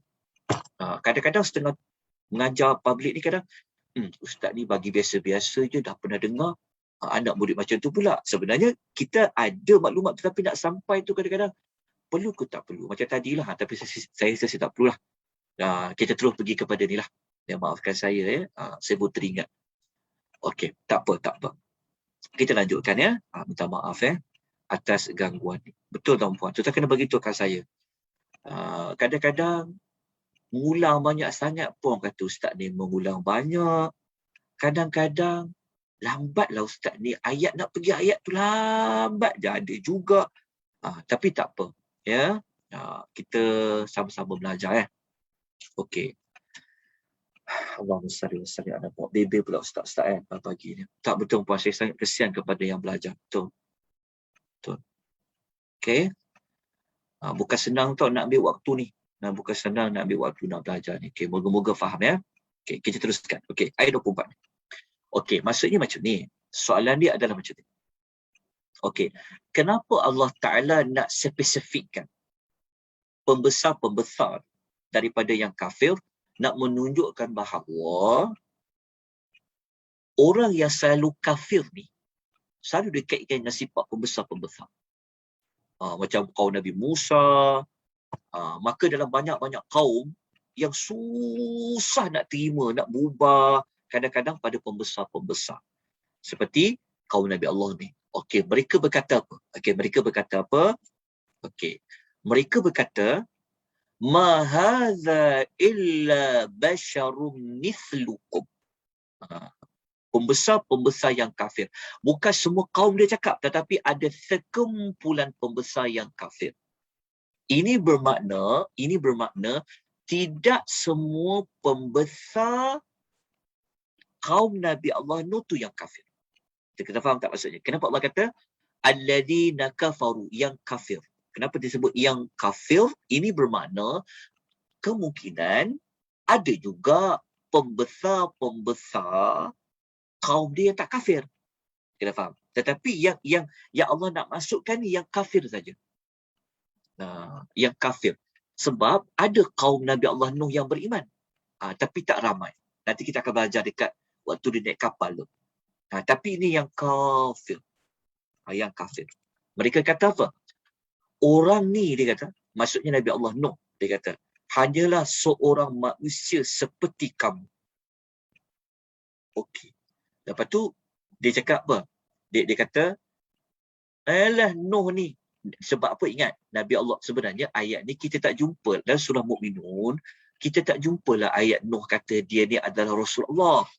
Sebab tu saya bagi nota. Dalam surah lain tu. Kalau kita baca dalam surah lain, memang Nabi Allah Nuh ni, dia cakap, kena faham Nabi Allah Nuh, dia cakap, kenapa dia bagi nasihat? Jadi pada ayat lain, dia disebut, aku ni utusan Allah. Jadi kita kena tengok ayat tu dulu, boleh? Kalau nak faham. Sebab dalam ayat 24 ni, kalau kita tak rujuk surah lain, kita akan lost. Kita akan macam, dia akan kurang nampak. Sebab ayat 24 ni, pembesar yang kafir ni, mereka nak pelikihkan Nabi Allah Nuh. Mereka nak kata macam ni. Kita baca ayat dulu. Kita baca ayat dia berkata, alah Nuh ni manusia macam korang juga. Dia ni apa? Yuridu ayyatafaddala alaikum. Dia ni cakap macam ni, sebenarnya hendak mengangkat dirinya daripada kamu. Maksudnya apa? Macam ni. Ada tak orang yang dia angkat diri sendiri? Ada tak orang dia puji diri sendiri? Adalah kan? Dia puji diri sendiri kan? Ataupun ada tak manusia yang dia nak tunjuk dia ni baik? Ada. Jadi, pembesar kaum Nabi Allah Nuh, mereka ingat Nuh ni perangai ada tujuan nak menunjukkan dia ni baik dari orang lain. Faham tak? Jadi macamlah bagus sangat. Ayat ni macam tu. Sebab apa? Sebab Nabi Allah Nuh kan dia mengaku dia Rasul. Dia utusan Allah. Betul tak? Jadi pembesar-pembesar ni nak cakap macam ni. Takkan dia Rasul kot? Kenapa Rasul tak pilih kami? Kami pun manusia macam dia juga. Sebab tu Nuh kan kaum dia, orang kampung dia. Betul tak? Kenapa Allah pilih Rasul di kalangan manusia? Kenapa tak pilih kami? Kenapa tak pilih kawan kami? Betul tak? Faham tak ayat ni? Nuh ni saja je nak tunjuk baiklah tu. Sebab apa? Sebab apabila ada orang tegur kita, maksudnya kita ni buat salah. Betul tak? Kita buat salah. Jadi kalau orang tegur kita buat salah, maknanya kita bersalah. Orang yang menegur tu mestilah orang yang tak buat salah. Betul tak? Jadi kita ingat, kita ditegur buat salah, macam kita ni tak baik. Kan setengah orang cakap macam tu kan? Alah, kau tegur aku macam kau baik sangat. Kan? Jadi kita sebenarnya tegur lah, bukan kita nak cakap kita baik. Betul faham tak? Nabi Allah Nuh ni, mestilah dia cakap.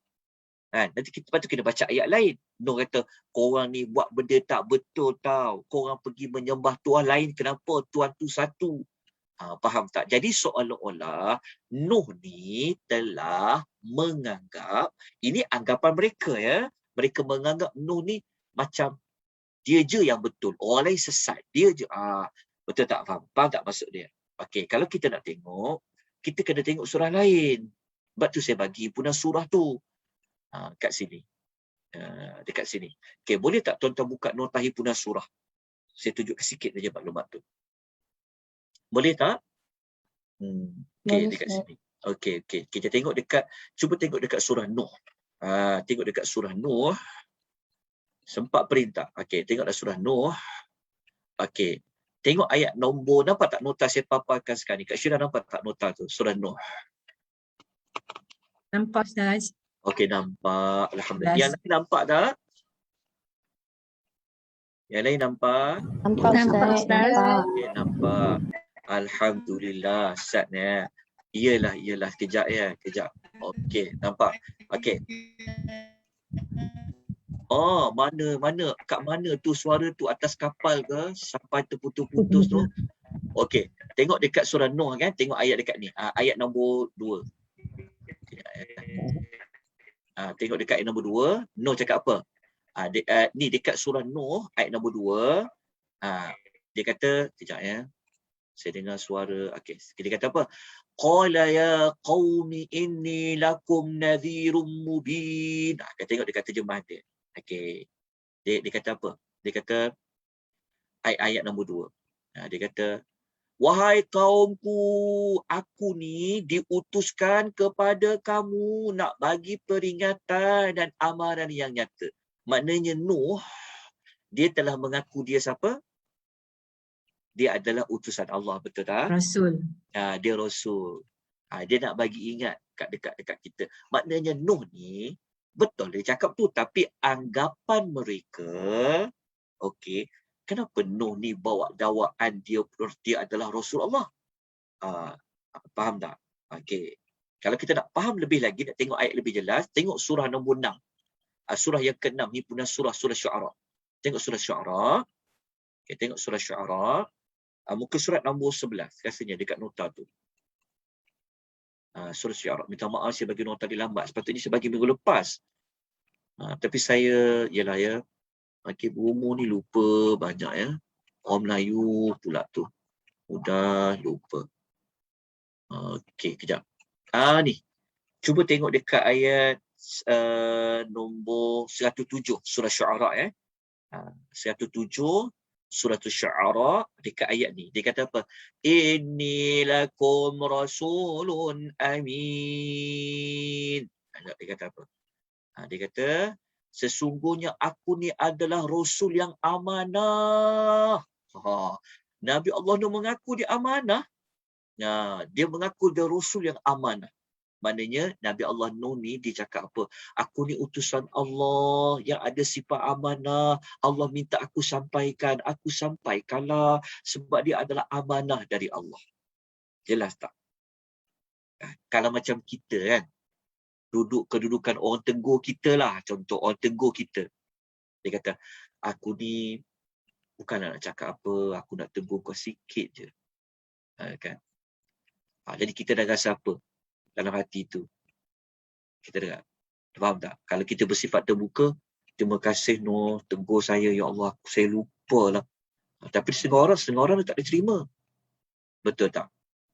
Jadi dia akan jawab macam pembesar kaum Nabi Allah Nuh tadi. Dah jelaskan? Sebab baru patah balik surah Al-Mu'minun. Patah balik surah Al-Mu'minun. Okey, jelas. Nampak tak? Kenapa pembesar-pembesar tu cakap? Kenapa pembesar yang kafir di kalangan kaum Nabi Allah Nuh dia menuduh Nuh. Dia cakap dia macam mempelikihkan kedudukan Nabi Allah Nuh sebagai seorang rasul. Sebab mereka pun manusia juga, Nuh pun manusia juga. Kenapa Tuhan pilih dia? Kenapa Allah pilih Nuh? Nuh ni nak tunjuk baiklah tu. Mengangkat dirinya daripada kamu tu maksudnya dalam bahasa mudah kita nak menunjuk dia ni baiklah tu. Dia betul lah tu. Okey. Nanti kita akan belajar lagi skrip ni sebenarnya banyak orang gunakan dalam harian juga. Nanti kita akan tengok lagi pada ayat akan datang. Macam mana mereka tak nak terima Nabi Nuh ni, dia guna ayat. Dan ayat tu pun orang kita gunakan berulang. Okey. Lepas tu dia bercakap apa? Dia bercakap, walau sya'allahu la'anzala malaikatan. Dia kata apa? Kalaulah Allah mengkehendaki, tentulah dia menurunkan malaikat menjadi rasulnya. Mereka tak boleh terima hakikat. Apa? Nuh jadi rasul? Kenapa tak pilih kami manusia ni jadi rasul? Mereka kan pembesar. Mereka ada harta kan? Kenapa tak pilih mereka? Lepas tu mereka kan tentulah Nabi Allah Nuh dia tegur mereka buat benda yang salah kan. Jadi mereka tak boleh terima teguran Nabi Allah Nuh tadi tu. Sedangkan memang mereka telah mensyirikkan Allah. Jadi mereka telah menuduh Nuh ni sebenarnya nak menunjukkan dia baik daripada orang lain. Mereka tak percaya. Jadi mereka kata, kalau betul lah Allah Ta'ala nak hantar Rasul, kenapa tak nak hantar malaikat? Kenapa tak nak hantar malaikat? Lepas tu dia guna hujah apa tau? Dia guna hujah lain, dia kata, Dia kata, ma sami'na bihadza fi aba'inal awwalin. Mereka cakap apa lagi? Mereka cakap, kami tak pernah dengar pun seruan macam ni di kalangan nenek moyang kami yang lalu. Saya tak faham tak? Dia buat ulasan apa? Faham tak? Kami tak pernah dengar pun ada orang tegur kami macam ni. Kata kami sembah-sembah patung-patung ni salah. Tak ada pun. Tak pernah dengar pun seruan seperti ini di kalangan nenek moyang kami yang lalu. Faham tak? Ini pun banyak orang gunakan. Skrip ni, dialog ni, orang ada guna juga zaman sekarang. Kita dah cakap, ini bukan sunnah. Yang tepatnya kena buat macam ni. Kita bacalah hadis Nabi kadang-kadang. Tapi ada orang tak nak tau. Dia tak nak berubah. Dia cakap, benda ni kan kita dah lama buat. Kan orang kampung kita buat macam ni. Kan orang tua-tua kita dulu buat macam ni. Takkan salah kot. Kadang-kadang ada sikit macam tu. Faham tak? Dia selalu guna istilah. Kan amalan orang dah buat lama macam ni. Saya faham tak apa yang saya nak sampaikan ni?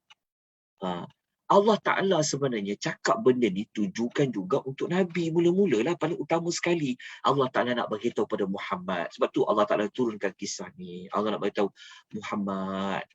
Bukan kau seorang je. Orang cakap engkau ada kepentingan peribadi. Bukan kau seorang saja, wahai Muhammad. Dia orang tak nak terima kau Rasul. Sebenarnya Nabi Allah Nuh tu pun jadi macam kau. Bukan kau seorang saja yang mereka kata, nenek moyang kami tak pernah pun buat macam ni. Ini amalan tradisi nenek moyang kami. Allah tak beritahu pada Nabi SAW.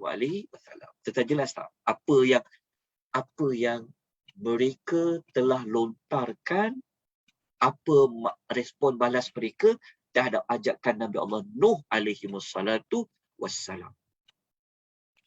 Okay. Ni sebenarnya ayat ni sangat tepat dengan kita. Kan? Nak mengangkat diri, kita kata, mungkin ada orang bisik-bisik kan. Hajah tu. Nak tunjuk baik lah tu. Kan? Nak tunjuk baik lah tu. Adalah tu. Betul tak? Kadang-kadang orang tu ikhlas nak tegur kita. Betul tak? Tapi ada kalangan kita tu, dari grup lain pula contoh kadang-kadang. Jangan macam tu. Jangan terfikir kan. Kita khatam ayat ni, rupa-rupanya ayat ni kalau kita faham, kena kat kita. Subhanallah. Okey, jelas ya? Okey, jom kita baca tafsiran dia. Untuk faham ayat 24 ni, kita baca tafsiran dia. Ibnu Katsir, dia terangkan apa makna ayat orang ni hanyalah seorang manusia. Dia kata macam ni. Mereka ni siapa? Pembesar yang kafir daripada kaum Nuh. Mereka faham Nabi Allah Nuh ni lebih tinggi kedudukan dan lebih mulia dari mereka semua hanya dengan buat pengakuan dia sebagai Nabi. Sedangkan dia hanyalah manusia biasa seperti kamu. Macam itulah kan. Macam Nabi Allah Nuh tegur lah. Jadi ada orang tak boleh menerima teguran. Jadi anggap seperti itu. Oleh demikian, bagaimana Allah telah memberikan wahyu kepadanya bukan kepada kamu semua. Seperti saya ulas tadi itulah. Okey, jelas ya ayat ni. Jadi kita semua, okey, nanti kita baca dekat tindakan dia. Okey, lepas tu apa makna kalau Allah mengkehendaki ni? Kita baca. Ibnu Katsir kata, seolah-olah mereka kata, jika dia, iaitu Allah, hendak mengutus seorang Nabi, nescaya dia akan mengutus satu malaikat dari sisinya, bukan seorang manusia. Kita tak pernah dengar pun benda macam ni. Seperti hantar manusia kepada nenek moyang kita yang dulu. Mereka masukkan para pendahulu dan nenek moyang mereka pada masa-masa terdahulu. Okey, jelas tak ayat ni? Jadi apa pengajaran kita dapat belajar? Apa pengajaran yang boleh kita dapat belajar? Tuan-tuan dan perempuan, berikan pengajaran dia. Apa tindakan yang dapat kita belajar. Jadi kita tak sempat nak ulang ayat 25 ni. Ini kita sambung minggu depan. Minggu depan kita akan sambung. Minggu depan kita sambung insya-Allah. Tapi kita berhenti pada ayat nombor 24. Okey, siapa boleh berikan 2-3 pengajaran? Ada tak watak manusia pada hari ini? Jiran-jiran kita. Siapa ada tak watak manusia pada hari ini yang dia bersikap seperti mana ayat nombor 24, kalau ada mana-mana manusia lain yang memberikan nasihat, memberikan teguran dan sebagainya. Apa pengajaran daripada belajar? Siapa boleh kongsikan sebelum kita tangguhkan pengisian kita pada pagi ini? Kita kena Okey, silakan silakan. Izan. Silakan Kak Liza. kita sepatutnya kena ikut apa yang dibawa oleh Rasulullah. Kita tak boleh ikut ajaran tok nenek kita yang tidak berdasarkan kepada hadis ataupun Al-Quran. Okey. Maksud dia kalau nenek moyang kita ingat ya, kita tidak salahkan nenek moyang kita ya. Nenek moyang kita kalau dia tak tahu, moga Allah memberikan pengampunan. Okey. Tetapi kita yang belajar Quran, kita yang tahu, kita belajar.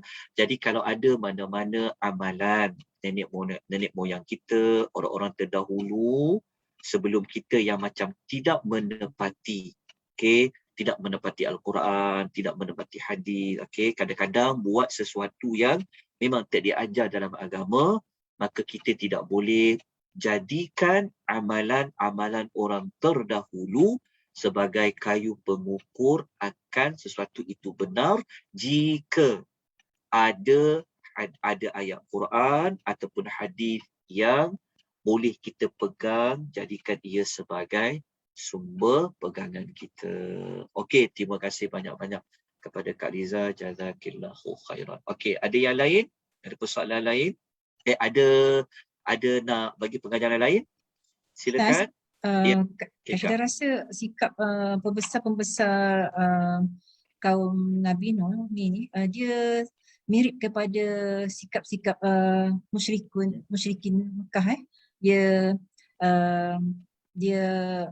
menolak dakwah Nabi dengan mengatakan mereka kenapa orang dulu-dulu tak ajar mereka berjadisme, tapi tiba-tiba Rasulullah datang bawa ajaran baru kan.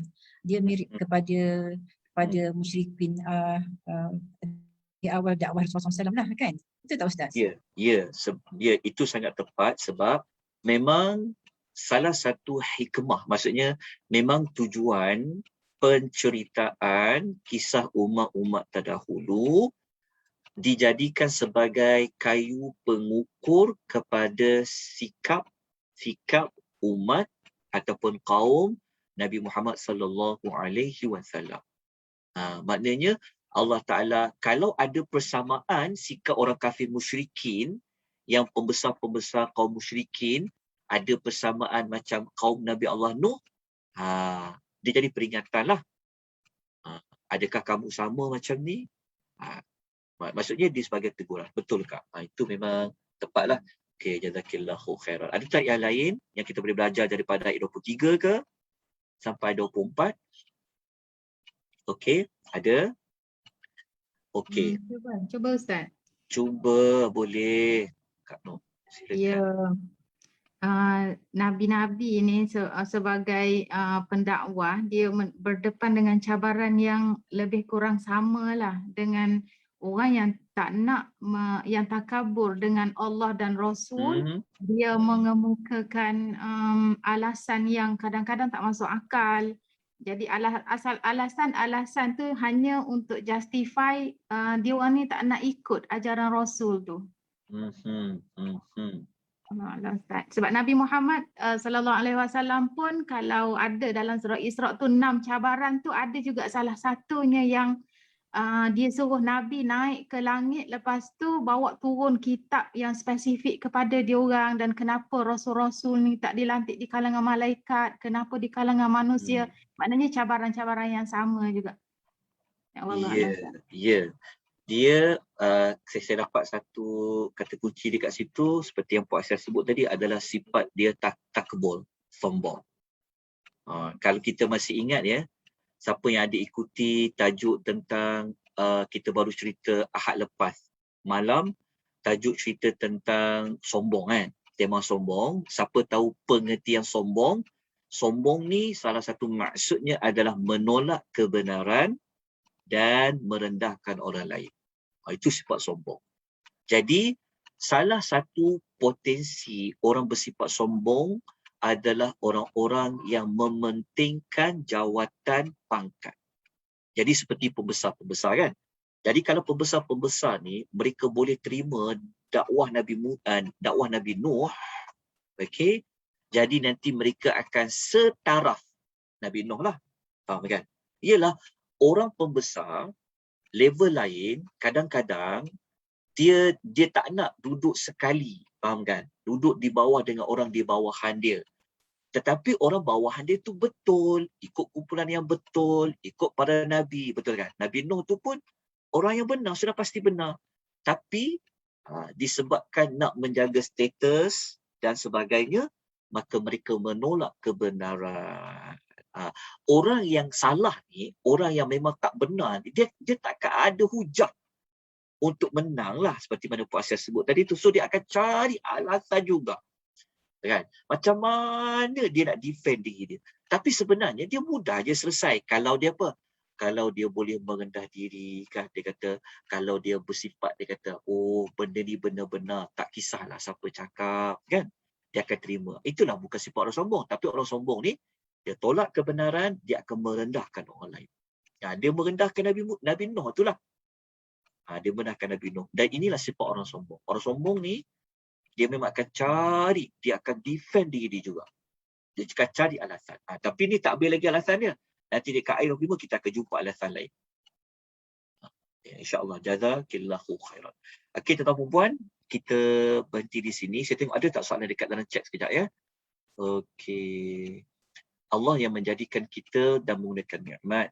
Jadi manusia juga satu nikmat. Kalau kita jadi haiwan, macam mana Ustaz? Okey. Kalau Allah jadi, wallahu a'lam. Okey. Setiap ciptaan Allah, ingat, setiap ciptaan Allah itu dia tidak sia-sia ya. Afahasibatum annama khalaqnakum abasa. Allah menjadikan haiwan itu juga ada sebabnya. Allah menjadikan manusia itu juga ada sebabnya. Haiwan-haiwan ni, kelebihan dia, mereka bukan mukallaf. Mereka bukan mukallaf, maknanya mereka tidak akan ditanya tentang tanggungjawab. Cuma mereka akan diqisas lah di hari akhirat. Seperti mana kita tahu hadis tentang qisas tu. Itu kelebihan jadi haiwan. Tetapi haiwan, dia tidak semulia manusia. Haiwan, dia tidak boleh bertindak seperti mana manusia itu bertindak. Dari sudut kemuliaan makhluk, sudah pasti mulianya manusia daripada haiwan. Wallahu ta'ala alam. Okey, tak ada soalan lain. InsyaAllah nanti kita kena sambung lagi pada minggu yang akan datang. Terima kasih banyak-banyak. Jazakumullahu khairan kepada penganjur kita. Ahsan wa amala. Ya, terima kasih juga kepada pemudah bicara kita, Kak Syida, ya, kadang-kadang Kak Liza.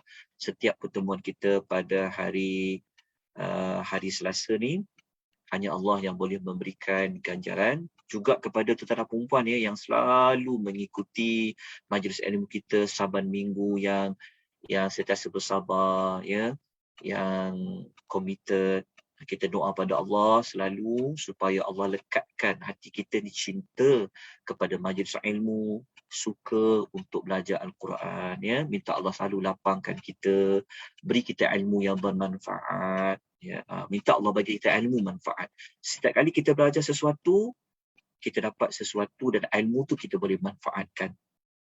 Ya, boleh ingat sampai bila-bila. Minta Allah bagi berkat.